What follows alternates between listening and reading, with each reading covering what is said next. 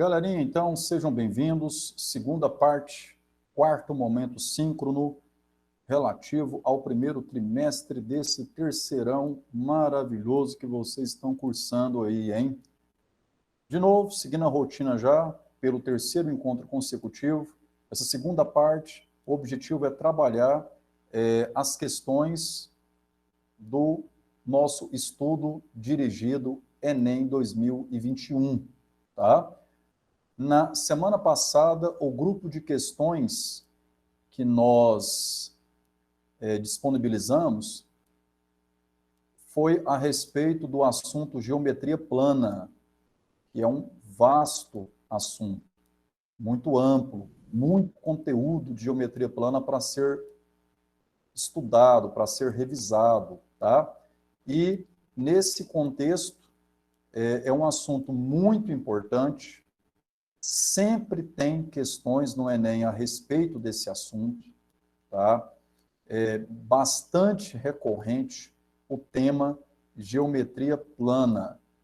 É um assunto estudado, em geral, no ensino fundamental, tá? Geometria plana não é um assunto base do ensino médio.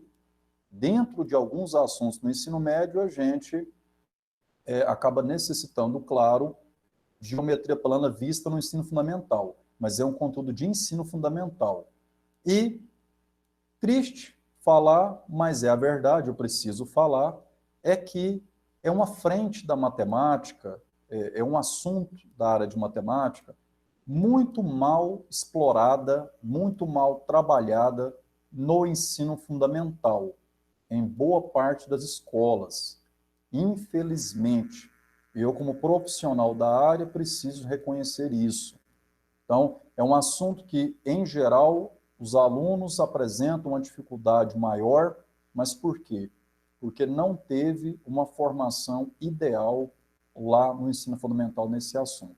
Parte disso, problemas estruturais das escolas, problemas estruturais na hora de subdividir os conteúdos ao longo daquele ano letivo, mas também o problema da imaturidade de quando você estava lá cursando o sexto ano, o sétimo ano do ensino fundamental. Conta para mim, vocês tiveram tempo, tentaram resolver algumas dessas 7 questões, todas as 7 questões, como é que foi? Conversa comigo aí. Ah, professor, essa foi essa que eu tive mais dificuldade das letras que você passou, essa foi que eu tive mais dificuldade. Teve duas que eu não fiz, que eu não consegui. Eu consegui fazer umas ali, mas teve umas meio mais difíceis. Verdade. E eu concordo Eu aprendi com isso no sétimo ano e o meu professor foi bem ruim em ensinar. Eu até assisti videoaula de novo, né, para relembrar, porque eu realmente não lembrava. Entendi. É a Nelly, né? Isso. Nelly, você consertou o microfone. Não, é o meu fone que tá dando problema mesmo. Tem hora que funciona, tem hora que não. Entendi. Certo. Galera, então, vamos lá, vamos tentar sanar algumas dessas dúvidas aqui. A questão 161 da prova de 2016. 161 na prova rosa. Um senhor, pai de 2 filhos, deseja comprar 2 terrenos com áreas de mesma medida, um para cada filho.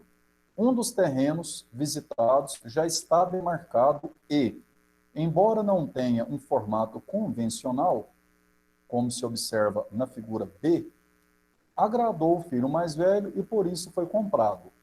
O filho mais novo possui um projeto arquitetônico de uma casa que quer construir, mas, para isso, precisa de um terreno na forma retangular, como mostra na figura A, cujo comprimento seja 7 metros maior do que a largura. Para satisfazer o filho mais novo, esse senhor precisa encontrar um terreno retangular cujas medidas em metro do comprimento e da largura sejam iguais, respectivamente, a... Turminha, ponto-chave dessa questão é você compreender que 2 fatores. Primeiro fator, as áreas dos 2 terrenos devem ser iguais. Portanto, quando eu olho para a figura B, o terreno que foi comprado para o filho mais velho, eu observo que eu tenho todas as dimensões aqui numéricas. Significa dizer que dá para calcular a área desse terreno. E aí o desejo é que essa área seja a mesma que a área desse retângulo, com agora o segundo detalhe. Comprimento tem que ser 7 metros a mais do que a largura. Quando eu olho para as alternativas, poxa, todas elas existe uma diferença de 7 unidades aí. 7,5, 14,5, 9, 16, 9,3, 16,3, enfim. Só pelo fato do comprimento ser 7 metros maior que a largura, não dá para definir qual alternativa é a correta. Significa dizer que eu tenho sim que explorar a primeira situação que eu falei. Áreas dos dois terrenos devem ser iguais. Portanto, eu preciso desvendar qual é a área desse terreno da letra B. Compreende o raciocínio até aqui? Sim. Sim. Agora, a pergunta que não quer calar é, PC, como que eu calculo a área desse troço? O próprio enunciado já deixou claro aqui, um formato não tem um formato convencional. Cara, figura esquisita, PC, isso aqui não é um triângulo, porque que cortou aqui, ó, né? Não é um trapézio, é um quadrilátero bem feião, né? É, fala, bem garoto. feio. Não, é que eu tava falando, tipo assim, teria como tirar esse quadradinho pequenininho, tipo esse que é 3 metros e formar um triângulo com essa brincadeira aí? Ah, massa. Usando o recurso GeoGebra, que eu havia apresentado para vocês lá no primeiro ano, estudando funções, lembra do GeoGebra? Lembro. Software para fazer construções geométricas e tal. Muito bem. Usei muito, viu, cara? Usei muito o GeoGebra para poder editar essa aula. Aqui, ó. Olha a sua pergunta, Rian. Cara, olha que trem massa. Se eu prolongar esse segmento BC nesse sentido e prolongar o segmento AD neste sentido, forma-se um triângulozinho aqui, ó. E aí tem um lance massa, que é o seguinte, esse ângulo aqui, ele é ângulo agudo, tanto do triângulo retângulo grandão, quanto do triângulo retângulo pequenininho. Tô certo ou não tô? Tá. Sim. Certo. Bom, A soma dos ângulos para qualquer triângulo não tem que ser 180 graus? Não tem que Sim. ser a mesma? sim. Ou então, ângulo reto. Este ângulo, o terceiro ângulo é esse aqui, ó. Demarquei de rosa aqui com a única marquinha. É claro que esse ângulo aqui tem que ter o mesmo tamanho deste, porque senão não fecharia os mesmos 180, já que aqui também tem reto, também tem um ângulo de duas marquinhas, então obriga este terceiro ângulo a ser igual a este. Significa dizer que nós temos nesta ilustração dois triângulos semelhantes. Quando é que dois triângulos são semelhantes? Quando, respectivamente, os seus ângulos internos têm as mesmas medidas. E, por consequência, isso gera lados proporcionais. Significa dizer que quem está de frente ao ângulo reto aqui, o segmento DE, tem que ser proporcional a quem está de frente ao ângulo reto ali, BE. Então, hipotenusas e catetos, oposto ao duas marquinhas, oposto ao duas marquinhas, oposto a uma marquinha, oposto a uma marquinha, tem que ser proporcional. Então, o que eu estou querendo te dizer? Para mim calcular esta área, o que eu poderia fazer? Através de semelhança de triângulos, eu poderia calcular as dimensões que estão me faltando aqui, desse triângulozinho, e aí eu calcularia a área do triângulo retângulo grandão menos a área do triângulo retângulo pequenininho. Aí pronto, sobra a área desse quadrilátero feião, que é o formato do terreno da figura B. Esse é um caminho. PC, vai demorar um pouquinho, vai, porque você vai ter que fazer o seguinte, você não sabe o tamanho de DE e nem CE. Digamos que você chama de X e Y, sei lá. Então você teria que montar proporções, tal, para poder encontrar os tamanhos desses caras. Lembrando que área de triângulo, base vezes altura dividido por 2. Método mais simples para calcular a área de triângulos. Quando o triângulo é retângulo, é favorável você considerar que um cateto é base, porque aí quem é perpendicular já é o outro cateto. Lembre que sempre a altura é perpendicular à base. Então, se eu falo que um cateto é base, naturalmente o outro cateto é altura. Então, para mim calcular a área de triângulos retângulos, basta eu fazer o produto dos catetos e dividir por 2. Eu estaria fazendo base vezes altura sobre 2. Muito bem. Essa é uma maneira, Rian, de fazer o cálculo dessa área.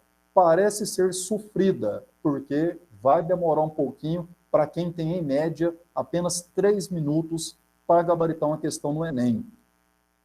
Então tá. Tem outra maneira. Olha que massa. Isso, foi dessa maneira que eu pensei. Eu também pensei assim, que a gente calcula a área, né, e estimula que será um pouco maior, né? E aí depois a gente vai desenvolvendo o restante do cálculo. Entendi. Mas aqui, Lucas, a estimativa de um pouco maior dá até para rapidamente chegar realmente que medida é essa, porque você tem todas as dimensões aqui necessárias. Galerinha, olha o que eu fiz então. Olhei para a figura B e pensei o seguinte, se eu fizer um tracejado aqui, ó, ligando o vértice B ao vértice D, eu consigo subdividir aquela região do terreno da figura B em 2 triângulos retângulos. Isso. Aí é o que eu acabei de explicar. Como que eu escrevo o cálculo da área desse triângulo retângulo maior de vértices A, B, D? Posso considerar esse cateto como base, naturalmente o outro cateto será a altura. A altura. Portanto, olha lá o desenho, 15 vezes 15, dividido por 2. E o outro triângulo retângulo aqui, ó, triângulo retângulo, ó, base, posso considerar como base o cateto CD e o outro cateto BC, altura. Eu tenho esta dimensão que é 3 e esta que é 21. Então, jovens, a área da figura B pode ser escrita assim. Saca ou não? Sim. E agora, 225 mais 63. Juntei numa fração só, né, denominadores iguais. Dá 288 dividido por 2, 144 metros quadrados. E aí, agora você consegue olhar para as alternativas. Porque é o seguinte, qual delas, base vezes altura, é a área de um retângulo, certo ou não, gente? Sim, a área certo. do retângulo tem que ser 144 metros quadrados também. Tem ou não tem? Sim.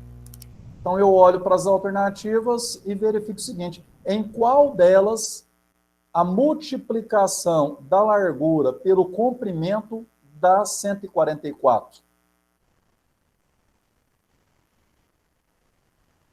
E aí?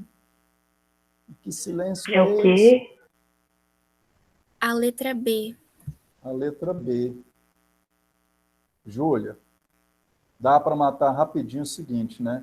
Ó, 7,5, 14,5. Cara, essa multiplicação aqui vai gerar um número decimal, vai ou não vai? Vai.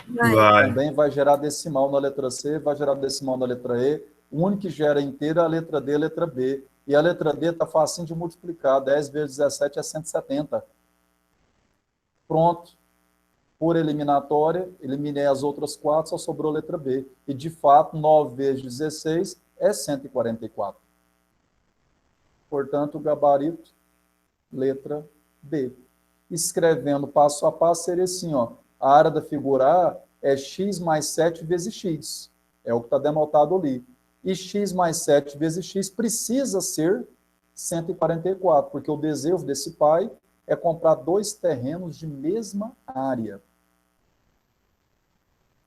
Certo ou não? Certo. Mas uma coisa que eu não Beleza. entendi, na hora de eu fazer a multiplicação e calcular, por exemplo, a área do retângulo, né?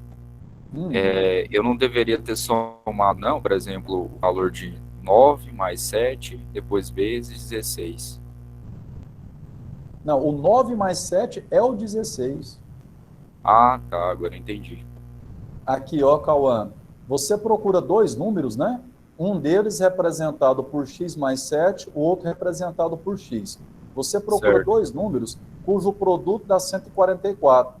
Então, o que você descobriu, olhando para as alternativas? Que esse x é o 9. Entendi. E x mais 7, portanto, 9 mais 7 é o 16. Portanto, a solução, né, vamos dizer assim, aqui você tem uma equação de segundo grau, né? Se você aplicar o chuveirinho aqui, ó, né, você cai numa equação de segundo grau. Aí vai mexer lá com Bhaskara, com delta, né? Por exemplo, delta, Bhaskara e tal. Você Eu encontrar também aí poderia x1, chegar no resultado, x2. chegaria? Sim, só que mais sofrido, né? O PC, tipo, eu pensei numa maneira diferente, eu tentei fazer aqui enquanto o senhor estava fazendo isso aí, tipo, aí eu percebi que não dá certo. Queria saber se o senhor poderia me explicar o porquê não dá certo, porque, tipo, mesmo não dando certo, eu não entendi exatamente por que não dá. Eu pensei em pegar esse, porque isso aí é um triângulo, só que não, poderia ser um triângulo, não é um triângulo, mas tem, tipo, esse 3 aí atrapalhando, tipo, esse forma um quadrilátero por causa dessa pontinha. Isso. Eu pensei em simplesmente ignorar ela, juntar o C e o D, só que não deu certo, dá uma conta muito diferente. Aí juntando esses dois, aí depois você somaria mais esses 3, só que não dá certo. A questão é que assim, né, se você ignora esse 3, é como se você tivesse pego, o que o Lucas tinha comentado aqui, ó, é como se você tivesse pego assim, né? Não, quer saber, cara, por conta desse biquinho que tem aqui, eu vou imaginar só o triângulo, como se fosse um triângulo aqui. Eu vou desprezar essa região. Aí, se você fizesse isso, né, se você, não, peraí, aqui é 15, vamos supor que aqui fosse um triângulo de catetos 15 e 15. Então a área vai ser 225 por 2, ou seja, 112,5. Uhum. Aí você olharia para as alternativas e pensaria, bom, então é mais que 112,5. Ok. Qual delas é mais que 112,5? Ih, rapaz, tem mais de uma que é mais de 112,5. Aí é onde você acaba tendo que ter esta medida aqui com mais precisão para poder desvendar qual alternativa seria correta. 2,5 mais 3, né? Mas ainda assim teria 2. Aí mais essa região aqui com esse 3 aqui, né? Uhum. Tá certo. Aí é que pega. Se você, né, se o cara que elaborou a questão fosse mais bonzinho conosco, ele tinha colocado, de repente, uma única alternativa cuja multiplicação aqui de base e altura, né, base e largura do retângulo, fosse acima de 112,5, né? Aí dava para matar. Valeu, Tá pessoal. certo? Uhum. Beleza. Galerinha, convenci na resolução, vocês compreenderam que existiam essas duas possibilidades, porém, esta primeira técnica levaria muito mais tempo? Sim. Então, bora nessa. A gente vai ter oportunidade, tá, de trabalhar com semelhança de triângulos. Aqui eu não quis detalhar para não tomar muito tempo, mas eu poderia sim ter mostrado aqui como que resolveria a questão trabalhando por semelhança de triângulos. Eu só queria otimizar realmente o tempo, a gente vai ter oportunidade de trabalhar com semelhança futuramente. Tudo bem? Beleza. Tudo bem. Turminha, seguinte, são 11h05, eu atrasei bastante na primeira parte hoje, a gente delongou muito ali nas explicações lá, então oficialmente eu tenho mais 10 minutos aqui para chegar em 11h15. Tem alguns estudantes que estão em dificuldade no horário de almoço, precisam organizar o almoço em casa e tal. Vamos fazer o seguinte, essa questão aqui, a questão 163, ela é a mais enrolada de todas para mim explicar para vocês. Ela é bem demorada. A minha proposta é que a gente pegue aqui a resolução de outras duas questões nesses 10 minutinhos, questões mais curtinhas, e que a gente consiga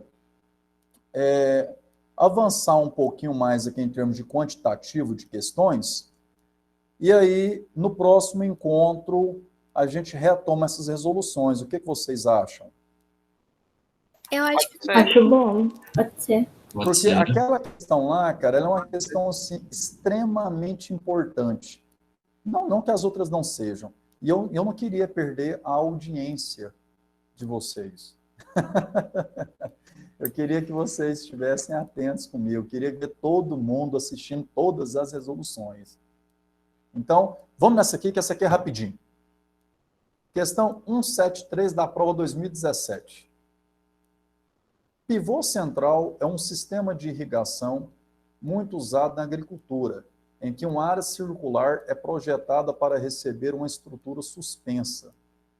No centro dessa área, há uma tubulação vertical que transmite água através de um cano horizontal longo, apoiado em torres de sustentação, as quais giram sobre rodas em torno do centro do pivô, também chamado de base, conforme mostram as figuras.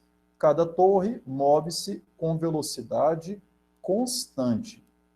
Um pivô de 3 torres, T1, T2 e T3, será instalado em uma fazenda, sendo que as distâncias entre torres consecutivas, bem como da base à torre T1, são iguais a 50 metros. O fazendeiro pretende ajustar as velocidades das torres de tal forma que o pivô efetue uma volta completa em 25 horas. Use 3 como aproximação para π.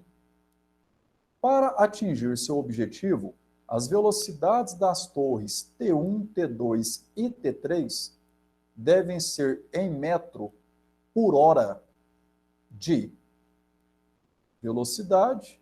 Você já sabe que é calculado por variação do espaço pela variação do tempo. Então, nós queremos aqui o comprimento, né, esse espaço percorrido aí, em metro e o tempo dado em hora. Repare que as unidades já estão, né, nesse padrão, metro e hora. Turminha, a moral dessa questão é o quê? Quando o pivô for ligado, a torre T1 vai fazer esse movimento circular. Trata-se aqui, então, de um círculo de raio 50. A torre T2, esse movimento circular, com o raio aqui de T2... É 100. É 100, não é, Matheus? Muito bem, porque é 50 mais 50. Ó. E a torre T3, mesmo movimento circular, porém, com a circunferência tendo um raio agora de 150, né? Ok. Cara, então ficou fácil.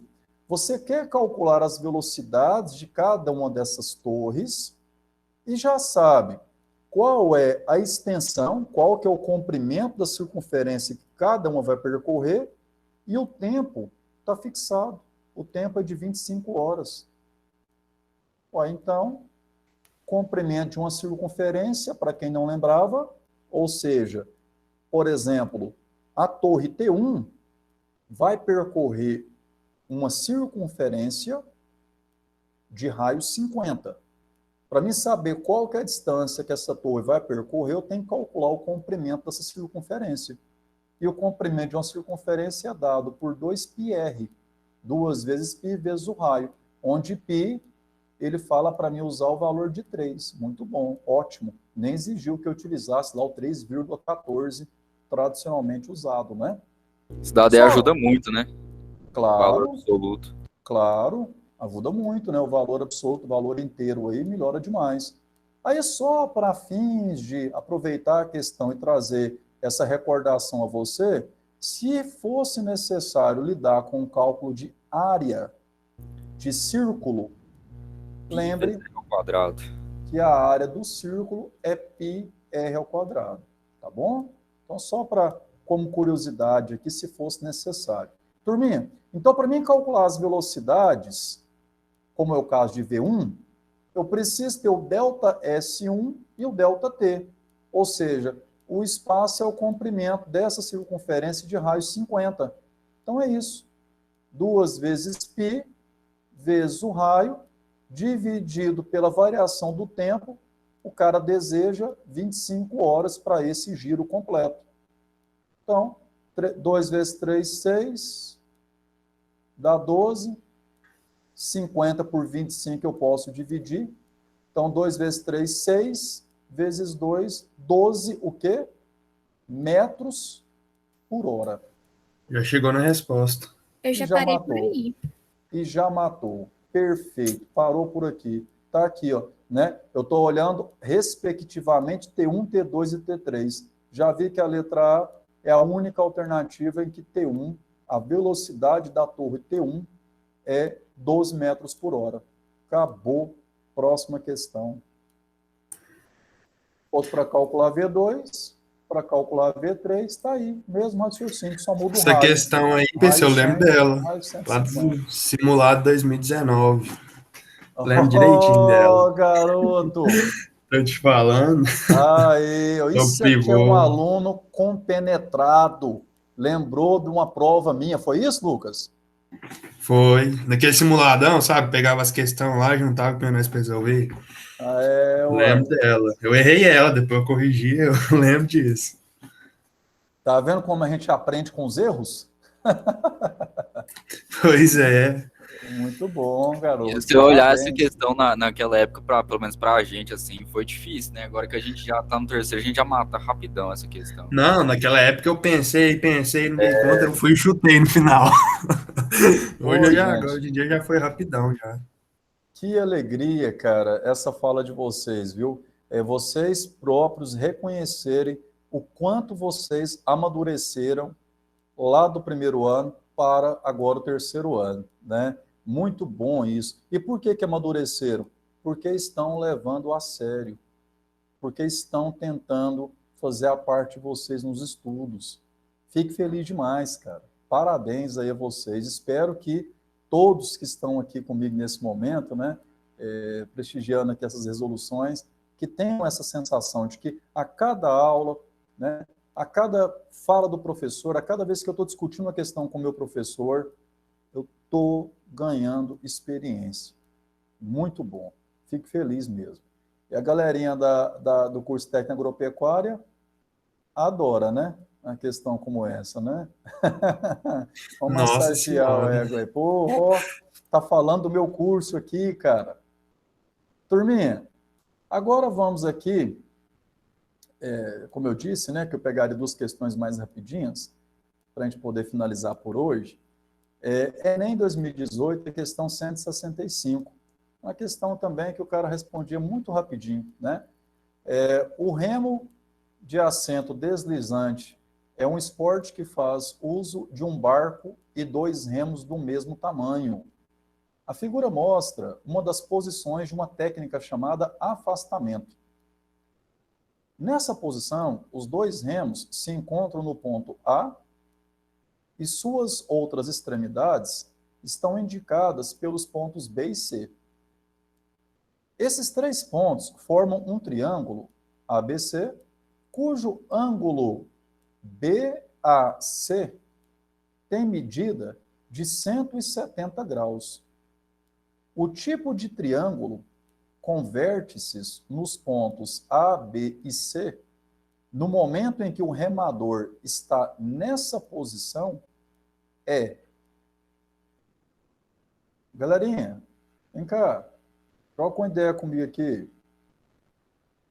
O ângulo que ele fala, o ângulo BAC, quando você lê isso aqui, você lê assim, ó, BAC. Chapeuzinho, geralmente, vai estar na letra do meio, significando que a medida é essa medida aqui, ó. Ou seja, é o ângulo formado pelos segmentos BA e CA. Então, 170 graus é aqui. Ou seja, olha a figura. É esse triângulo feião aí. O detalhe é o seguinte, os segmentos AB e AC não são os remos? Isso, aí no caso eles têm que ter a mesma medida. Não é isso? Muito boa. Então esse triângulo já é isósceles. Isso. E como o que é um triângulo isósceles? Que tem dois lados de mesma medida. E aí, Júlia, se tem dois lados iguais, consequentemente, tem dois ângulos iguais. Que são os ângulos opostos aos lados de mesmas medidas. Quer dizer, se esse ângulo é 170 graus, para 180 falta 10. Divididos igualmente aqui, ó, 5 e 5. Portanto, olhe para as alternativas, ele está classificando esse triângulo quanto aos lados e quanto aos ângulos. Um triângulo com dois lados de mesmas medidas, isósceles. Olho para as alternativas, letra C ou letra E. Um triângulo que tem um dos ângulos internos maior que 90 graus. Obtusângulo. Portanto, letra E é o gabarito dessa questão. Convenhamos? De graça. Essa foi fácil. É fácil. Facílima. Essa aí eu classificaria como difícil no Enem. Por quê? É só brincadeira. Você me assusta. Tá muito fácil. Você me assusta. Galerinha, mas eu aproveitei. Uma questão dessa aí, PC, o seu TRI cai lá embaixo. Nossa Senhora. Teoria de resposta ao item, aquele cruzamento das questões fácil, médio, difícil, mais ou menos.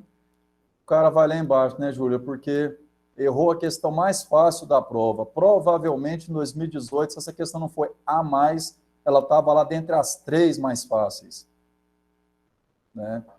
Muito bem. Mas o que eu fiz aqui? Está gabaritada a questão? Está gabaritado. Eu só dediquei um pouquinho mais no meu amigo GeoGebra e trouxe para vocês algumas ilustrações. Vem cá. Triângulos acutângulos. O que é um triângulo acutângulo? Menor que 90 graus. Menor que 90 graus. Menor que 90 graus. Todos os 3 ângulos são menores que 90. Perfeito. Então, acutângulo é uma classificação quanto aos ângulos. Então, se os 3 ângulos têm medidas respectivamente menores que 90 graus, o triângulo é classificado como acutângulo. E aí você pode ter um triângulo acutângulo escaleno. Passei agora para classificar quanto aos lados. O que é um triângulo escaleno? E tem todos os lados de medidas diferentes. Esse caso é um caso ou não é? É. Então aqui você tem um triângulo que é acutângulo e escaleno. Segunda imagem. O que eu tenho aqui? Triângulo acutângulo isósceles. Isósceles, muito bem. E aqui aquele famoso triângulo equilátero. Equilátero. E aí, é claro, se ele é equilátero, 3 lados iguais, 3 ângulos iguais, 180 dividido por 3, cada ângulo mede 60, portanto, cada ângulo é menos que 90. Então, o triângulo equilátero, naturalmente, ele é um triângulo acutângulo. Então, muito bem. Ou seja, não existe triângulo equilátero retângulo, jovem. Não existe triângulo equilátero obtusângulo. Triângulo equilátero é só um modelo cujos 3 ângulos são menores que 90 graus, cada um medindo 60. Então, o triângulo equilátero, naturalmente, ele já é acutângulo, quando eu quero classificá-lo quanto aos ângulos. Beleza? Agora eu trouxe triângulos retângulos. Então, não tem triângulo retângulo equilátero. Por isso, aqui só tem 2 figuras. Posso ter triângulo retângulo escaleno. Olha aí, 3 lados diferentes. Ou triângulo retângulo isósceles. E quando um triângulo retângulo é isósceles, quem é igual? O Os catetos. Lembrando que a hipotenusa é sempre o maior dos lados em um triângulo retângulo. Existe uma colocação feita que é assim, ó. Quem é o maior dos três ângulos? O ângulo de 90 graus. Ao maior oposto estará sempre, claro, o maior lado. Por isso a hipotenusa, frente então ao ângulo reto, né? O lado do ângulo reto que eu chamo de hipotenusa, a hipotenusa é sempre o maior dos lados. Então, se tiver dois lados, esses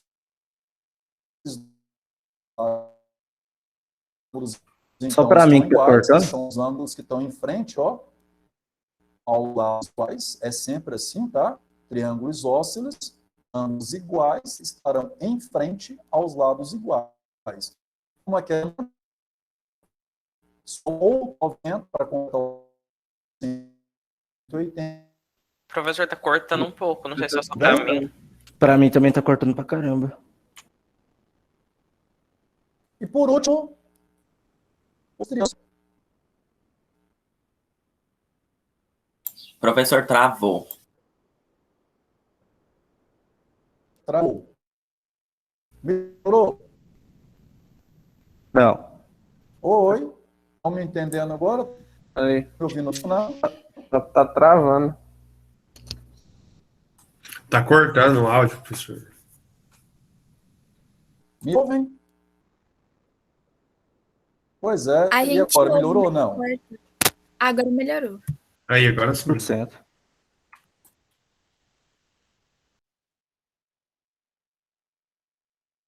Travou. Travou de novo.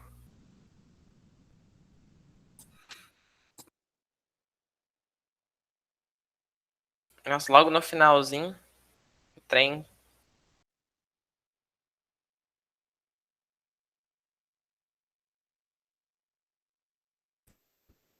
Parece que agora travou de vez. Agora foi.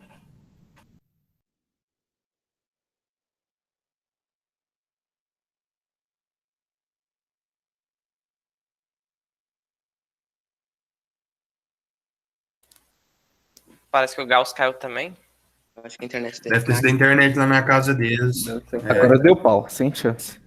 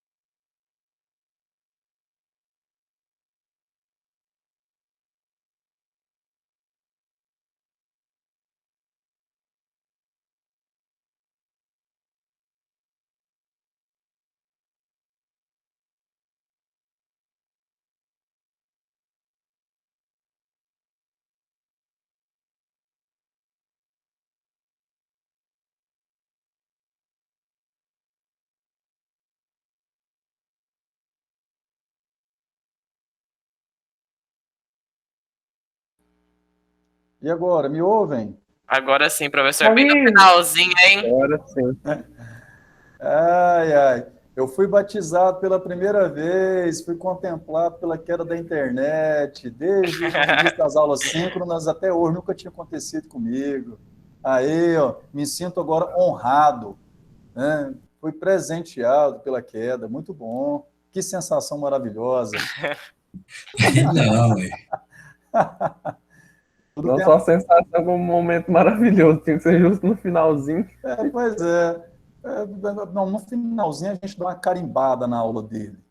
Mais ou menos assim. Muito bom.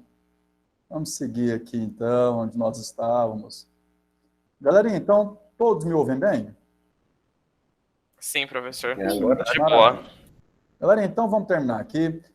Então, eu falava para você, bem na hora que cortou, né? Eu estava falando aqui sobre os triângulos retângulos, e eu dizia o seguinte, então, triângulo equilátero, não tem outra saída, em relação aos ângulos, já é acutângulo.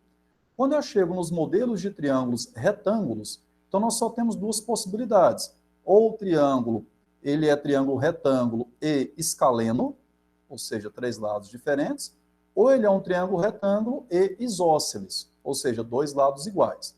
Aí o que eu insistia muito para você entender o seguinte, num triângulo retângulo, a hipotenusa, que é aquele lado em frente ao ângulo reto, é sempre a maior medida.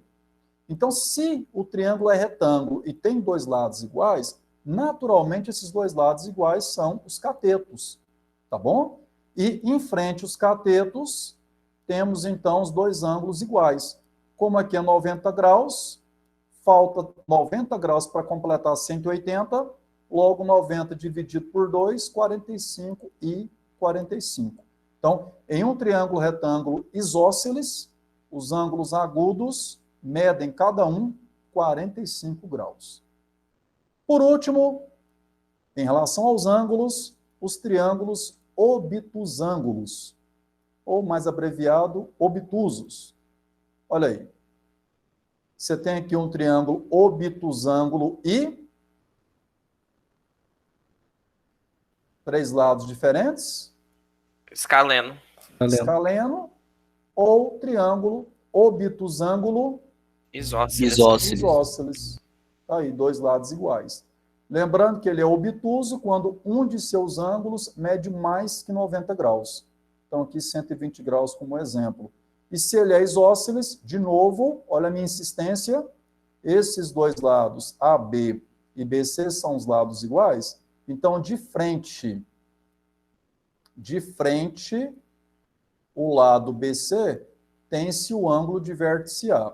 De frente, o lado AB tem-se o ângulo de vértice C. Então, esses 2 ângulos têm que ter o mesmo tamanho. Como aqui é 120, para completar 180, falta 60, divide 60 em 2 partes iguais, portanto, 30 e 30. Então, estão aí as 7 modelagens de triângulos em relação à classificação quanto aos ângulos e também quanto aos lados. Então, triângulos acutângulos podem ser escaleno, isósceles ou equilátero.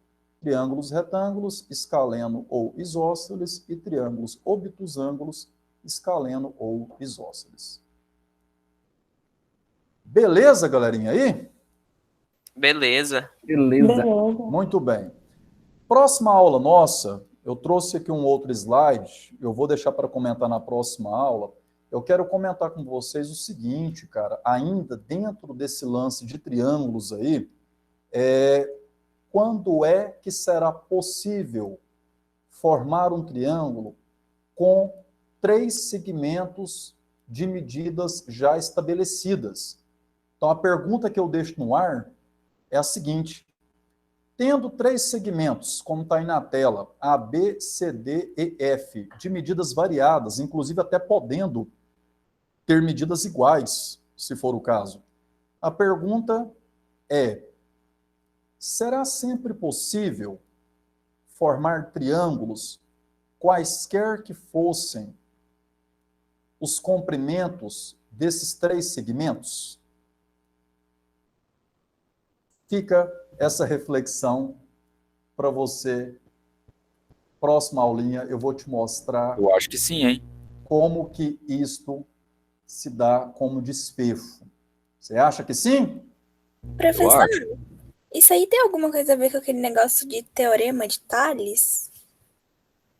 Não, aqui nesse momento não. Aqui vai ter a ver com um negócio chamado de desigualdade triangular. Ah, tá. Acho que eu tinha visto alguma coisa parecida com isso. Uhum. Desigualdade triangular. É o que eu vou explorar com vocês. É aquele negócio que tipo, não tem como formar um triângulo com tipo, várias medidas, tipo 70 e tipo 90. Aí, ó. Tipo isso. Isso aí. É isso que eu ia te perguntar, professor. Tipo, esse negócio de permutação e tudo mais. É matéria do 9º ano? Porque eu tenho certeza que a minha professora do 9º ano explicou tanto permutação para nós, quanto esse negócio de desigualdade triangular. Tenho quase certeza.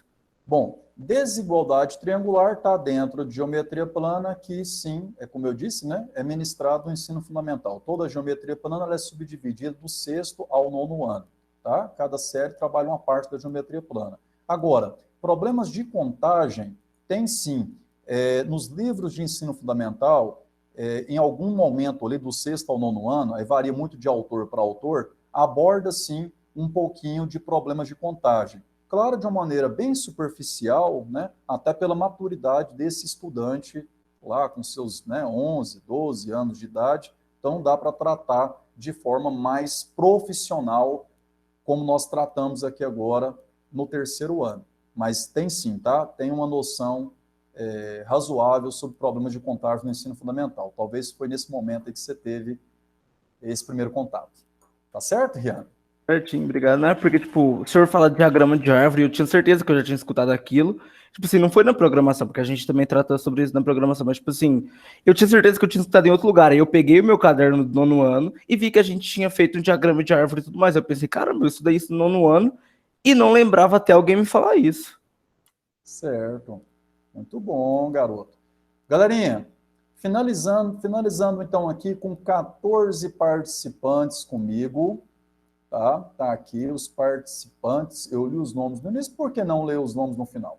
É o Carlos, Cauã, Eduardo, Júlia, Liliane, Lucas Caetano, Luiz Fernando, Mariana, Matheus, Nayelen, Nelly, Nicolas, Rian e Thaís.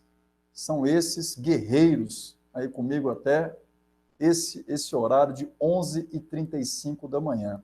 Gente, muito obrigado pela paciência de vocês, parabéns pela dedicação, continue motivado, vamos tentar motivar outros colegas para vir para essas aulas, tá? Um bom restante de semana, como a Mariana bem lembrou, no iniciozinho da manhã de hoje, às 8h30, amanhã é feriado, que maravilha, muito bom, ufa! Muito bom. Serve para descansar e serve para tentar colocar a vida em dias para que... Eu vou fazer tarefa. Eu vou escrever um relatório de estágio. Tá certo, relatório de estágio, né, Lucão? Tentar passar o pé nesse trem logo aí, né? Passa a régua e encerra essa etapa do estágio. Muito bom, garoto. Gente, então, muito bom estar com vocês, tá? Lembrando, então, que das 7 questões de geometria plana disponibilizadas no encontro passado, resolvemos apenas 3. As outras 4 questões faremos a resolução na próxima quarta-feira. Tá bom? Certo. Beleza. Então, beleza. Continue estudando. Se você não tinha tentado fazer essas questões lá, agora tem um tempinho a mais, então, para tentar essas outras 4 questões. As questões dessa semana, do estudo dirigido, geometria espacial, um assunto que nós estudamos o ano passado, no 2º ano. Então, está mais ou menos fresquinho aí na sua cabeça, tá? Então, se dedique a resolver as 7 questões de geometria espacial também. Não esquece de fazer a tarefa, 8 dias de prazo, para quinta-feira da semana que vem, tá? A tarefinha lá sobre arranjos e combinações. Tchau, gente. Tchau, professor. Boa feriado. Tchau, professor. Até mais. Bom feriado. Tchau, professor. Bom feriado e bom resto de semana. Para nós. Obrigado.